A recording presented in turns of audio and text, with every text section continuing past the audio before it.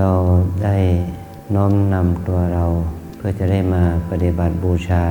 จะเป็นระยะเวลา3 วัน5 วัน7 วันก็แล้วแต่นะสิ่งที่เราทำนี้ถือว่าเป็นบุญกุศลชนิดหนึ่งที่เราเรียกว่าบุญภาวนานะ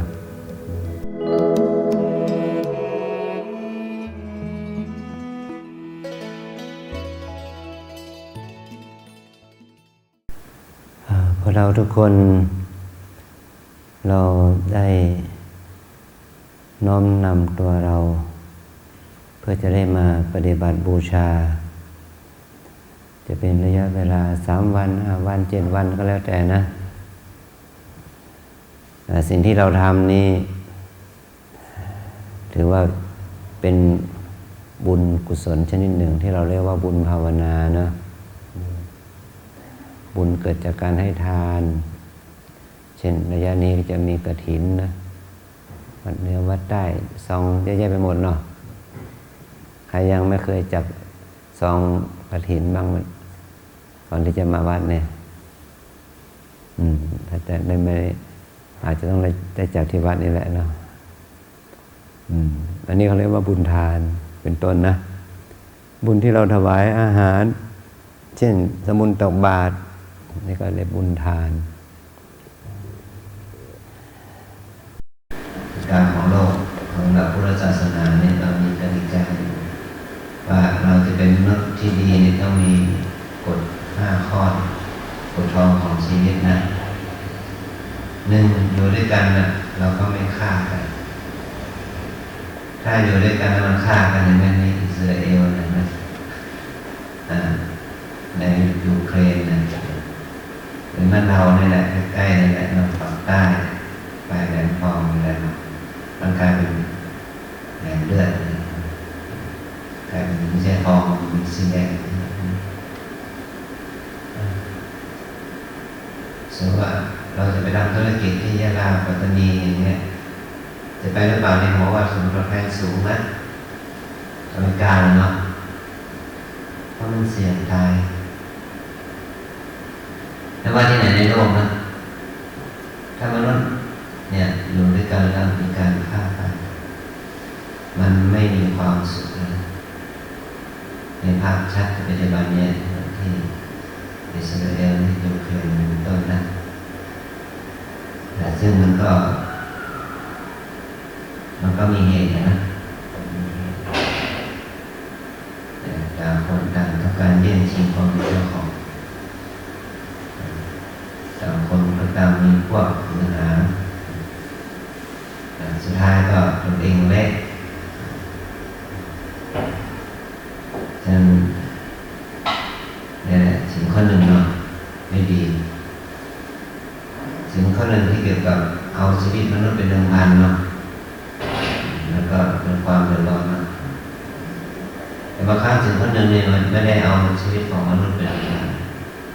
เอาชีวิตของสัตว์อื่นเป็นเดิมพันแล้วฆ่าสัตว์แต่ชีวิตถ้าเป็นสัตว์สงวนสัตว์ที่มีกฎหมายคุ้มครองติดคุกติดตารางได้นะขณะคุณเป็นเศรษฐีเนาะเนื้อมีแยะไปกินเนื้อเสือดำดินต้นเนาะเนื้อไก่ฟ้าเนื้อเก่งเนื้อกวางอะไรว่าไปเนาะนี่ติดคุกติดตารางเพราะการกินใช่ไหมเนื้อหมูเนื้อกวางเนื้อเก่งเนื้อควายเนื้อวัวเนื้อไก่เนื้อเป็ดเยอะแยะเนาะที่เขาทำเป็นฟาร์มบอกว่าไม่อร่อยเนาะอันนี้เราจะกินมาแล้ว10 ตัวก็มีใครบ้านะแต่ก็เป็นการฆ่าที่มีกฎหมายรับรองแต่ก็ถือว่ามีสินนั่นแหละอันนี้เป็นต้นเนาะเนี่ยสิ่งข้อ 1สิ่งข้อ 2ละเมิดทรัพย์สินคดโกงกันนะเดี๋ยวนี้เขาเรียกว่าแก๊งคอลเซ็นเตอร์กำลังระบาดเนาะทั้งพื้นที่กัมพูชาพม่าลาวสารพัดเนี่ยนะก็เดือดร้อนนะเดือดร้อนบางคนก็หมดเนื้อหมดตัวนี่เห็นไหมขโมยนะเขาเรียกว่าคือข้อ 2หลอกลวง เนาะมันปล้นกันทางเทคโนโลยีหลอกลวงเห็นไหมอยู่ไม่เป็นสุขอีก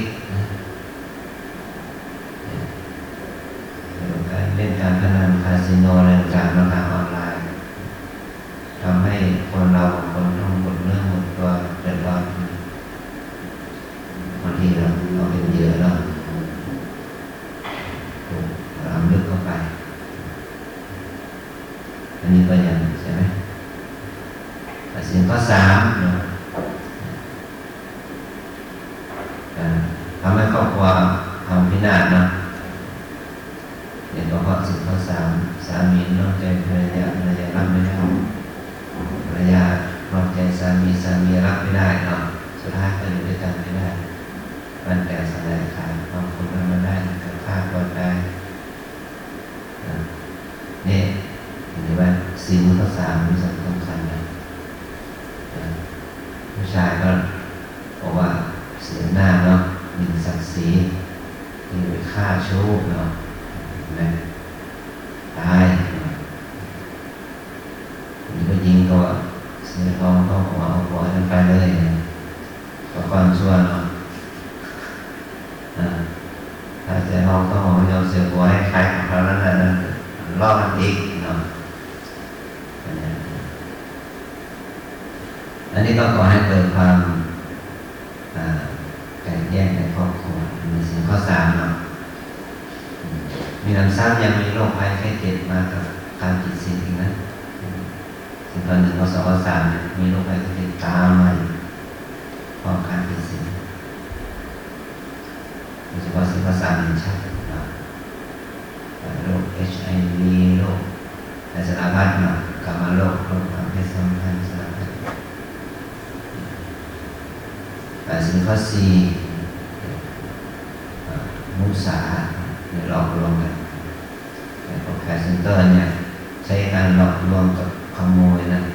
ไปด้วยกันสองเลยนะใช้ปากหลอกลวงเนาะการขโมยคดโกงที่คดโกง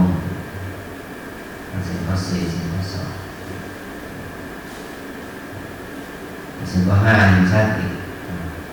สุรายาเมาธรรมดาไม่อะไรเนาะยาบ้ายาไอยาดียากินเฮโรอีนเสพติดเห็นไหมก่อให้เกิดโทษทั้งผู้เสพผู้ซื้อผู้ขายก็ผิดกฎหมายอีกนะเข้าพบเข้าทำงานไม่ว่าคนที่อยู่ในคนในรางร้อยละ60-70เนี่ย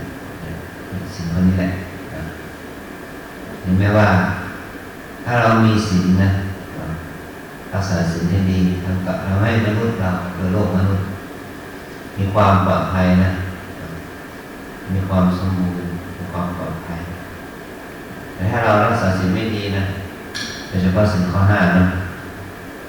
เราจะกลายเป็นคนที่ว่ามันสมองเสียนะระบบสติปัญญาย่ำแย่เลยไหมกินเหล้ากินยาบ้ายากินยามันทำลายระบบประสาทระบบสมองกลายเป็นคนที่ไม่มีสติสัมปชัญญะมีฆ่าพ่อฆ่าแม่ฆ่าสามีภรรยาฆ่าลูกฆ่าหลานฆ่าใครก็ได้แล้วสิ่งข้อห้ากลับมาทำให้เกิดสิ่งข้อสิ่งข้อหนึ่งเห็นไหมสิ่งข้อห้าถ้าเกิดมาทำสิ่งข้อสองรักขโมยรักทรัพย์ที่คนเห็นไหมสิ่งข้อห้าแล้วเกิดการมุสากันเนาะหลอกลวงกันสารพัดเห็นไหมฉะนั้นการที่เรามีศีลแสดงถึงมนุษยธรรมนะเราทำให้มนุษย์เรานี่เป็นมนุษย์ที่ดีเรารักษาศีลห้านี่แหละเนาะแต่พอเรามาที่นี่เรามาเพิ่มศีลจากศีลห้ามาเป็นศีล8จาก5 ข้อมาเป็น8 ข้อ8 ข้อนี้เปลี่ยนข้อ3จากที่ว่าผู้สามีเป็นภรรยาไม่มีปัญหาคำนี้ต้องแยกหยุดกิจกรรมถือพรหมจรรย์ไม่เกี่ยวข้องกับการสิ่งข้อ6พิเศษเข้าไปเนาะไม่ทานข้อเย็นเนาะไม่ทานอาหารหลังเที่ยงวันเลยนะไม่ใช่ตอนเย็นอย่างเดียวนะตั้งแต่หลังเที่ยงวันจนอรุณรุ่งขึ้นวันใหม่ ไปทานอาหารไปทานขนมลงเลยนะผลไม้เป็นแต่ยาหรือเป็นแต่เภสัชบางอย่างผลไม้บางอย่างที่เป็นยาเช่นมะขามป้อมสมองหรือช็อกโกแลตหรืออะไรสิ่งอย่างเนยน้ำมันใช้น้ำมันงาเป็นต้นน้ำอ้อยอันนี้เราทานเพื่อเป็นกับเป็นยาสิ่งข้อหกพวกนี้จากการขบเคี้ยวในเวลามีการกระทำแค่วันหนึ่งอารมณ์นุ่มขึ้นมาใหม่อดทนนะหิวไม่ต้องทนหรอกหิวมีกินนะพวกนี้ก็ได้กินนะกำลังขณะก็ยังพอได้เราลงนะลดความหิวนี่นะนี่พอเรามาอยู่ที่นี่อยู่แบบมีกินเนาะพวกนี้ก็ได้กินนะดีจะได้ลดน้ำหนักนะใครบ้างรู้สึกว่าน้ำหนักไม่ถึงเป้าดูแล้วมันดูในสายตาน่ะเกินทั้งนั้นเกินเป้ามานะอาจจะมีสักคนหนึ่งอาจจะผอมๆอยู่นอกนั้นน่ะอย่างน้อยเกินเป้านั้นน่ะนะใช่ไหมสูง150ถ้าผู้หญิงใช่ไหมผู้หญิงเราสูง150ถ้าผู้ชายสูง150น้ำหนักมาตรฐาน50กิโล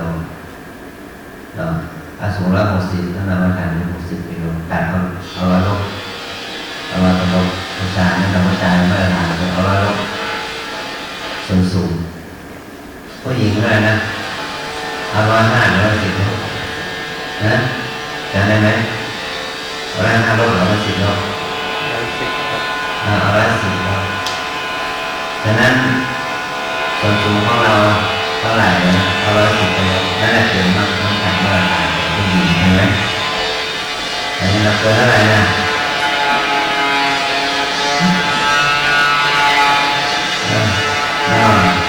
เกินไปหลายกิโลนะ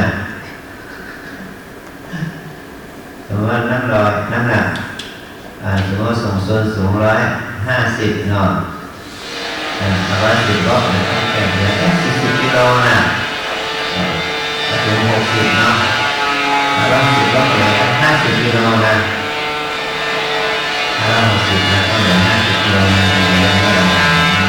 ของผู้หญิงใช่ไหมนี่เห็นไหมฉะนั้นพวกเรามาที่นี่ก็บอกว่าหมดดีแล้วนะเราต้องทำเป็นตัวนะวันนี้เคยลงมาหาเนาะลงมาหาทีละถามว่าอาจารย์ลดน้ำหนักได้ยังไงก็ลดการกินลด1ยึดมื้อประมาณ1 กิโลนะประมาณถ้าลด1 มื้อจะลด1 กิโลมันไม่ต้องไปสูงนะครับมันจะถูกลดในตัวเลยเพราะว่าเราก่อนทานข้าวเราชั่งน้ำหนักนะพอก่อนทานข้าวเพราะว่าได้150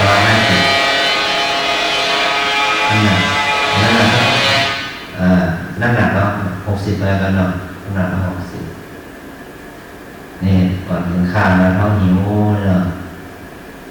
พรุ่งนี้เช้าเราเสริมน้ำหนักโอ้เราไปกินบ้างนะกินเต็มที่เนาะ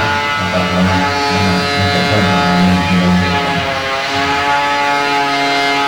ผมถึงต้องนะอันนี้เปรียบเทียบฉะนั้นเมื่อเรามาปฏิบัติลดการกินช่วยให้เราสุขภาพดีขึ้นนะ2ลดการแต่งเนื้อแต่งตัวแต่ว่าวันนี้แหละวันที่เราเปิดหน้าเห็นเนาะเพราะวันก่อนนั้นเราใส่หน้ากากเนาะใส่หลายชั้นใช่ไหมรองพื้นเมคอัพเข้าไปเนาะใส่หน้ากาก2 ชั้น 3 ชั้นนะบางคนนี่เรียกว่าใส่หน้ากากหนาไปหน่อยเนาะ ขนาดน้ำธรรมดาในล้างไม่ออกเลยเนาะต้องใช้ครีมได้ไหมใช้ครีมล้างมันถึงจะออกเนาะนั่นแหละคือหน้าแท้เนาะยอมรับบางคนไม่มีใช้เครื่องสำอางสูงเนาะ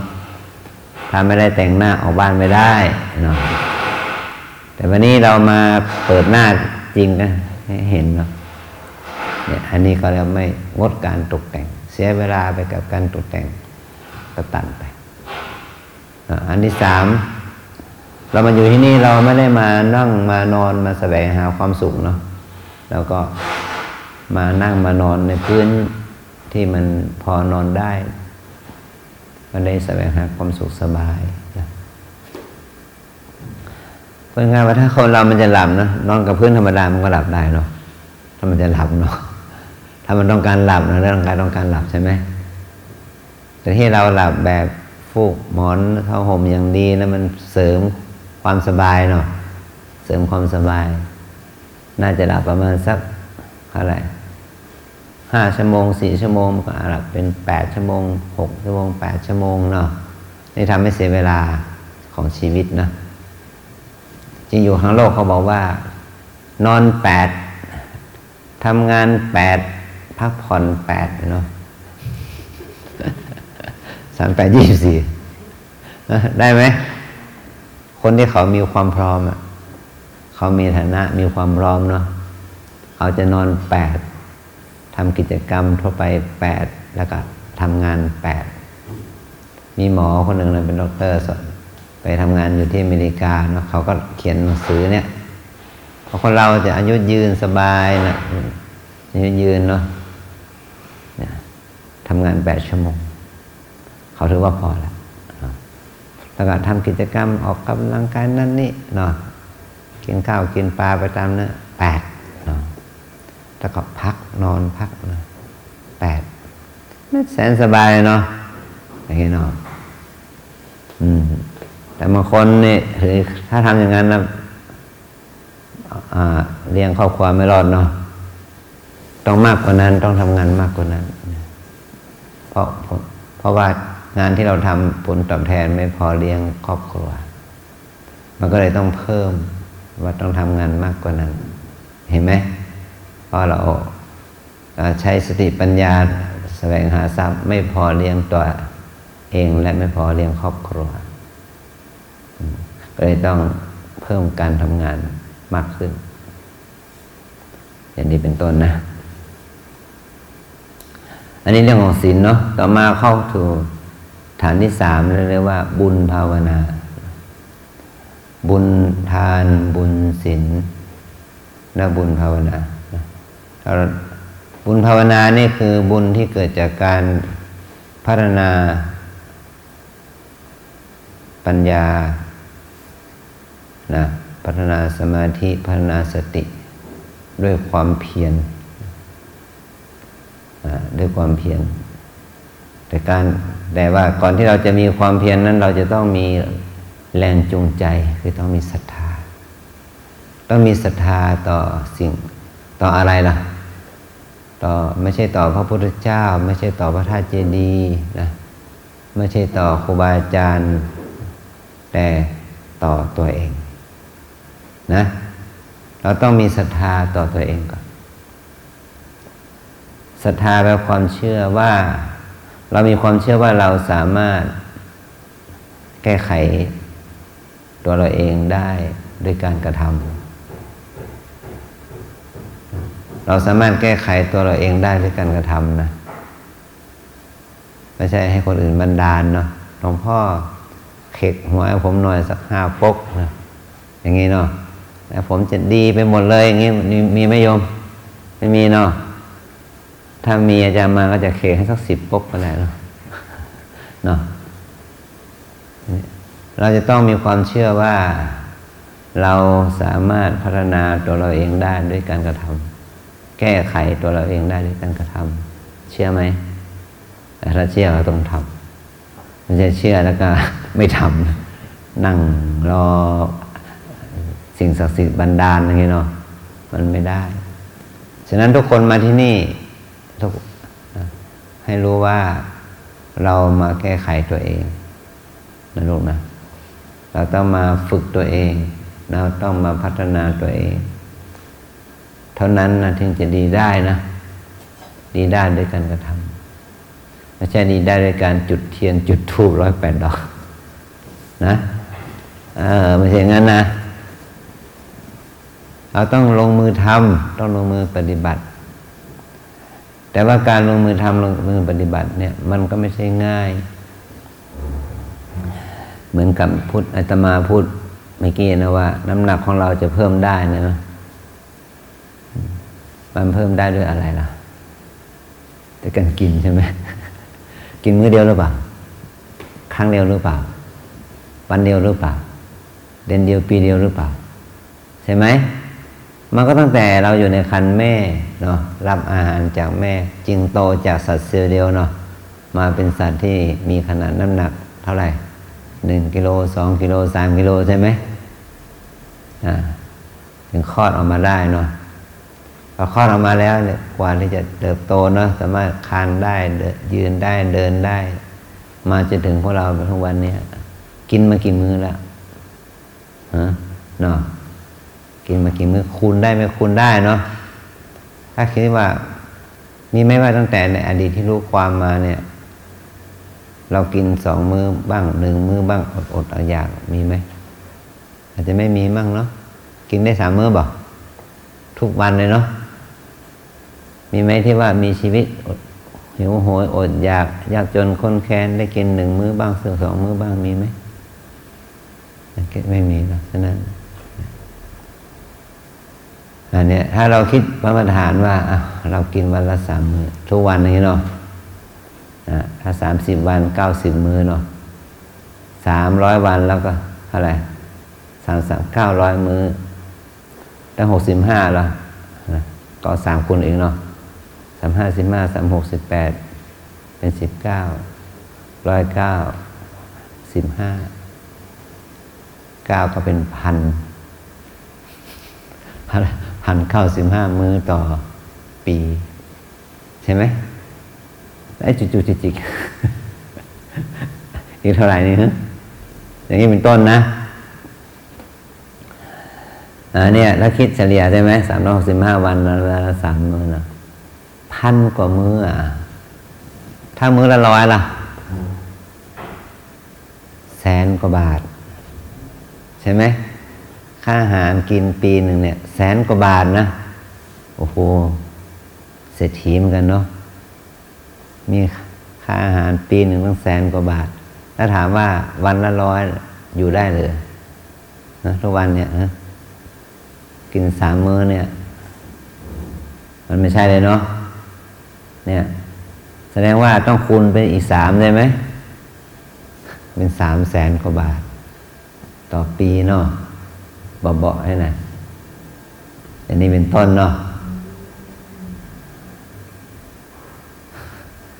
ลดทั้ง2 มื้อไหมอะไรอย่างนี้นะวันนี้มาลดแล้วเนาะ3 วันนี่ลด3 มื้อมาอยู่5 วันลด5 มื้อเนาะมาอยู่9 วันลด9 มื้อเราได้น้ำหนักกายเราได้สูงร่างกายเราเนี่ยเริ่มเติบโตได้ถึงวันนี้เพราะการสะสมสารอาหารจนกลายเป็นรูปร่างสันฐานเป็นอย่างนี้เนาะอันนี้มองเอายกตัวอย่างเป็นกายภาพนะถ้าบุญภาวนาถ้าเราปฏิบัติให้เจริญให้มีปัญญามีสติมีสมาธิด้วยความเพียรด้วยความศรัทธาแบบที่แต่ละครั้งเดี๋ยวพูดง่ายๆว่า1 หนอ 1 บุญนะพลิกหนอพลิกหนอพลิกหนอเข้าไปได้3 บุญนี้เนาะบุญภาวนาเนี่ยมันก็ต้องฝึกเพราะอาหารใจเนี่ยมันเป็นนามธรรมเนาะฝึกให้มันเคยชินกับการมีสติฝึกให้มันเคยชินกับการมีสมาธิฝึกให้มันเคยชินกับการมีความเพียรมีปัญญาอย่างนี้เนาะแต่ว่าฝึกให้มันเคยชินกับทางดีจนกลายเป็นนิสัยนี่แหละบุญภาวนาก็อยู่กับเราได้แต่ถ้าเราไม่ฝึกให้มันเคยชินกับทางบุญแน่นอนเนาะมันก็เป็นทางบาปเนาะ สมัยก่อนนี่เราดูทีวีเนาะเราจะได้ดูข่าวเนาะดูข่าวดูหนังดูละครใช่ไหมได้กลับมาบ้านอะไรเนาะมันจะได้ดูข่าวดูหนังดูละครเนาะเราก็ใช้เวลาดูทีวีมันอาจจะชั่วโมง2 ชั่วโมงอันนี้เป็นต้นเนาะพอเราไปเนาะเดี๋ยวนี้เราดูหน้าจอวันละกี่ชั่วโมงลืมตาก็เปิดหน้าจอได้ข่าวนั้นดูนี่อยู่ที่ไหนก็ดูนะถ้าเราเวลาเรารวมกันเนี่ยตั้งแต่ตื่นเราหลับนอนเราดูหน้าจอสักกี่ชั่วโมงมากกว่า8เลยนะเห็นไหมในโมงมากเรามีเวลากับดูข่าวสารเนาะบางคนนี่ดูเป็นส่วนตัวเนาะเที่ยงคืนตี 1 ตี 2ใช่ไหมเข้าไปเนาะได้อย่างเงี้ยถามว่าหัวสมองของเราจะมีอะไรเนี่ยมีแต่ขยายเนาะมีแต่อารมณ์ที่ก่อให้เกิดกิเลสทุกข์ของคนอื่นเนาะทุกข์ของโลกทุกข์ของสถาบันทุกข์ขององค์กรทุกข์ของสังคมมันมีอะไรมาปรับปรุงอารมณ์อะไรเนาะเราทุกข์ของคนอื่นมาทำให้ตัวเองเดือดร้อนใจหาความสุขไม่ได้เนี่ยมนุษย์เราจึงแสวงหาดิ้นรนหาด้วยกันที่จะออกจากทุกข์ที่เกิดการบางคนก็ที่จะท่องเที่ยวบางเข้าป่าเข้าเขาบางคิดเป็นนักบางสารพัดเนาะคนที่รอดมาเขาว่าอย่างนี้นะหมายถึงพวกเรามันยากมีน้อยพอมาแล้วยังติดนิสัยเก่าอีกเนาะยังเอาโทรศัพท์มาเมื่อกี้ในโยมคนหนึ่งเขาก็ไปทำงานอยู่ที่ต่างประเทศแล้วนะประเทศออสเตรเลียโยมเป็นคนชอบอะไรทำหลายอย่างมาอยู่ที่นี่ทำงานอย่างเดียวนี่เราก็ทำให้มากสิปฏิบัติให้มากให้มากนะให้มากเขาบอกไม่ได้มันสั้นๆจันเจนั่นแหละสั้นๆจันเจให้มันกลายเป็นนิสัยเลยนะแต่สุดท้ายก็ยังอดไม่ได้นะไปขอโทรศัพท์ช่วงกลางวันทางเจ้าที่เขาให้โอกาสนะอะไรไปเช็คดูธุรกิจออนไลน์อะไรเป็นต้นเนาะพอเราก็มันจะมีความนิ่งความสงบมีสติมีสมาธิมันจึงยากเพราะจิตของเรามันอยู่กับโลกภายนอกเนาะฉะนั้นหวังว่าพวกเรานะ3 วันนี้เป็น3 วันเพื่อดูตัวเองจริงนะเราได้สั่งเสียแล้วนะว่าบอกเพื่อนฝูงบอกพ่อแม่พี่น้องดูแล้วนะว่าจะมาวัดใช่ไหมฉะนั้นเขาคงจะไม่ไปแจ้งความกฎหมายเนาะคนนี้มันหายไปไหนเนาะคงจะไม่มีนะพอแจ้งแล้วใช่ไหมบอกเนาะบอกใครเราจะพามาที่ไหนฉะนั้นก็ลองสิ3 วัน 5 วัน7 วัน9 วัน15 วันที่เราตั้งใจไว้นะว่าเราจะอยู่กับความจริงนะให้ได้ลืมโลกไปเลยนะอย่างนี้ก็เนาะให้เราอยู่กับตัวเองมีโยมเป็นคนหนึ่งนะลูกเสียชีวิตหลานก็ไฟลูกเกิดไปเลี้ยงเนาะเลยเพราะว่าเองความทุกข์ความเบิดเป็นไม่ชียังมีความทุกข์นะเวลาปฏิบัติก็พอเดินนั่ง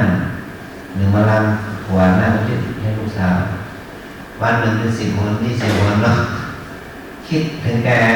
คิดถึงแต่โลกแล้วเศร้าใจนะน้ำลงน้ำตาร้องไห้บางทีก็คับแค้นใจกับลูกเขยนะลูกสาวสันตายอะไรเนี่ยเนาะสารพัดลูกสาวผิดหวังให้ลูกเขยถึงขาดความรักต้องมีความทุกข์ปฏิบัติมาต้อง10 ปียังไม่พ้นทุกข์เลยน้ำตาไหลย้อยทุกครั้งที่เข้าปฏิบัติน้ำตาไหลคับแค้นใจอาจารย์ก็เลยบอกว่าเป็นเทคนิคใหม่เนาะ10 วันเนี่ยห้ามกวดน้ำห้ามนึกถึงลูกไม่ต้องไปนึกถึงมันภาวนาอย่างเดียวให้ใจเราแข็งแกร่งมันอันนี้ว่ามีแต่นึกถึงแล้วมันจิตใจก็เศร้าเลยนะ ก็ได้แค่ปฏิบัติมันไม่ได้สภาวะมันไม่ได้สติปัญญาที่แท้จริงพอบอกให้เขาหยุดอย่างนี้แค่2 วันเขาบอกว่าชีวิตเขาดีขึ้นเยอะดีขึ้นเยอะเลยปฏิบัติมาร่วม10 ปีเนี่ยมันยังรู้สึกว่า2 วันนี้ได้ผลดีกว่าเห็นไหมมันอยู่ที่ใจนะถ้าเราไม่ตัดใจใช่ไหมเราก็ทุกข์เพราะอะไรทุกข์ทั้งหมดที่เป็นอยู่ทุกวันนี้มันทุกข์เพราะความคิดนะผู้สังขารมี10 ปีแล้วนะอย่างนี้ต้นเนาะแล้วนั่นแต่ความทุกข์ของจิตที่ตัวเองก็ไปคิดขึ้นนะอย่างนี้ต้นนะสำคัญที่ว่าเมื่อมาปฏิบัติต้องอยู่กับปัจจุบันเนาะใครจะถูกคดถูกโกงนี่ช่างมันนั่นถือว่าเป็นหนี้เก่าเนาะใครจะเป็นยังไงชีวิตของเราเบื้องหลังนะเบื้องหลังชีวิตของเราเป็นยังไงนะปาไว้ก่อนถึงไว้ที่ปากประตูบ้านนะให้มาเป็นคนใหม่ชีวิตใหม่เนาะสิ่งที่ผ่านมาแล้วเป็นยังไงวางไว้ก่อนลองเอาตัวเองปัจจุบันนี้นะปลูกฝังบุญกุศลให้เกิดขึ้นที่ว่าบุญภาวนาคือตัดอดีตคิดและลดความคิดอดีตอยู่กับปัจจุบันเนี่ยนะดูสิ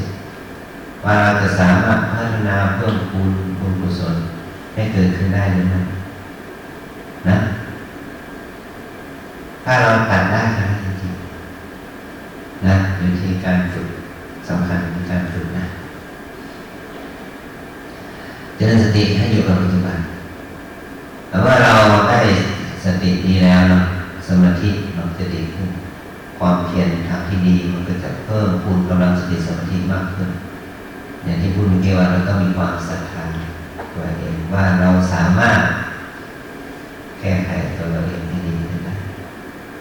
นะเราสามารถสร้างบุญสร้างกุศลให้แก่ตัวเราเองได้นะเราก็จะเห็นผลใช่ไหมตัวเห็นผลนั่นแหละเรารู้ความรู้ที่เกิดจากประสบการณ์ตรงนั้นที่เราเรียกว่าปัญญานั่นมันไม่ใช่ไปคิดเอานั้นเป็นจินตนาการเอาไม่ใช่กันต้องทำให้เห็นผลนะนี่ก็เราปลูกเราเอาเม็ดพันธุ์ดอกไม้มาวางตอนมันวางมันงอกมันไม่ใช่งอกมันเป็นดอกไม้ใช่ไหมมี9,000เนี่ยบ้านงอกมาเป็นดอกไม้เลยไม่มีเนาะที่เป็นดอกเป็นจำมาดอกอะไรต่างๆเนาะเป็นโบราณเรือนใช่ไหมมันจะต้องออกมาเป็นก้านไม่มีสีทองเหลืองทองอารามนะแต่โตขึ้นประมาณเท่าไหร่นะ2 เดือน 3 เดือนเนาะให้ดอกดาวเรืองมันก็ออกใช่ไหมจากเขียวมันก็เลือดนะมันต้องโตจนมันจะเห็นผลเนาะดอกมันออกมาอย่างนี้ผลออกมาอย่างนี้เป็นต้นนะเนี่ยฉะนั้นเราต้องฝึกใช้ความเพียรของตนตอนที่เราทำแบบยังไม่เห็นผลเนี่ยมันจะบางทีบางคนก็จะรู้สึกว่าทำไมมันยังไม่มีผลทำไมยังไม่แต่ความจริงมันมีผลอยู่แล้วผลมันเป็นอย่างนี้ก่อนมันจะเป็นอย่างนี้เหมือนกับว่าเม็ดข้าวระบุเอาเม็ดข้าวมันเป็นต้นข้าวเนาะโตไปเป็น3 เดือน 4 เดือนแล้วมันจะมีรวงเห็นไหมมีดอกมีรวงนะแล้วมัน5 เดือน 6 เดือนก่อน4 เดือน 5 เดือนเนี่ยมันถึงจะนั่นแหละมันจะเห็นเม็ดข้าวสุกที่เอามาปลูกก็ได้ใช่ไหมเอามาสีเป็นข้าวสารผงหรือนึ่งเป็นข้าวสุกมันจะต้องใช้เวลานี่จะเอาดังเต็มไม่เอาหรอกหวังอยากจะได้แบบรวดเร็วฉะนั้นคนปัจจุบันนี้หัวคิดยังไม่น้อยหรอกเพราะไม่แต่หัวไม่มือนะคนไม่ปรุงมันอยู่ที่นี่นะมันไม่ค่อยมีหัวตัวนี้เห็นไหมมันไม่ใช่หัวคิดอะไรนะมันใช้กดเอาใช้ความทรงจำอะไรไม่ต้องใช้ถ้าในเขียนหนังสือมันก็ไม่ต้องเขียนนะพิมพ์ลงไปแม่อักษรปิ๊กเนาะพิมพ์อยู่ที่หัวแต่ก่อนเราจะได้1 หน้ากระดาษเนาะทีนี้เขียนจดหมายทางการเงินเขาก็ไม่เขียนแล้วนะใช้วิธีการไลน์ส่งกันต่อกันข้อความ เล่นลายเนาะอันนี้เป็นต้นเนาะอันนี้เราก็ต้องทิ้งแบบไอ้ความหัวเข้าหน้าไปก่อนเนาะก็จะไม่ใช่ว่าให้ล้าหลังนะแต่ให้เราอยู่กับปัจจุบันนะฝึกให้เราอยู่กับปัจจุบันนะเอาทุกคนว่าตามนะวิปัสสนากรรมฐานตามแนวสติปัฏฐานมีสี่อย่างหนึ่งกายสองเวทนาสามจิตสี่ธรรมวิปัสสนากรรมฐานตามแนวสติปัฏฐานมีสี่อย่างหนึ่งกายสองเวทนาสามจิตสี่ธรรมหนึ่งกายสองเวทนาสามจิตสี่ธรรมหนึ่งกายสองเวทนาสามจิตสี่ธรรมเห็นอย่างที่ไม่ชินสาธิตนะกันกลางน้องเป็นต้นมันเป็นวายากใช้ยากพอฝึกถ้าไม่รู้สึกมือปุ่มนะตั้งใจให้ดีก่อนเอาใจเรื่องยาวฝึกนะฝึกหายใจไม่ต้องเสียกายอากาศนะจะรู้สึกพอหยุดได้นะนั่งแล้วมันปวดมันเจ็บนี่เนี่ยเป็นอะไรเจ็บน้องปวดน้องใช่น้องทุกๆเจอหนึ่งเดียวหายนะอาจจะกำหนดเป็นชั่วโมงยังไม่หายทำไมนานอยู่กับมันไม่ได้เนาะสามความคิดไม่ต้องกลัวว่ามันจะมีคิดนะคิดนั่นคิดนี้คิดนี้นะเพราะแต่เรารู้ตัวกับคิดเราตัดมันจะคิดอีกกำหนดอีกอย่าไปตามเรื่องนี้คิดอย่าไปเพ่งเรื่องนี้คิดไม่ต้องเพ่งบุคคลที่เราคิดเพ่งจิตตัดที่จิตคิดถึงเรื่องหรือบุคคลที่ทำให้เราคิดแต่งั้นไม่จบ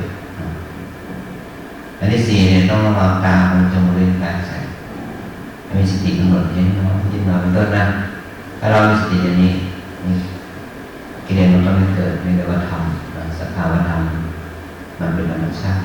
เราคงไม่กล้าเรื่องนี้เราได้ยินหรอกแต่ทำยังไงให้มันเห็นได้ยินแต่มีสติกินน้อยนอนน้อยพูดน้อยนะปฏิบัติไม่มากนะกินน้อยนอนน้อยพูดน้อยปฏิบัติไม่มากเนาะสำหรับคนเก่าก็20 นาที30 นาทีเดินหน้าคนใหม่ก็เอา15 นาทีเดิน15 นาทีนั่งก่อนเนาะสลับกันไปนะ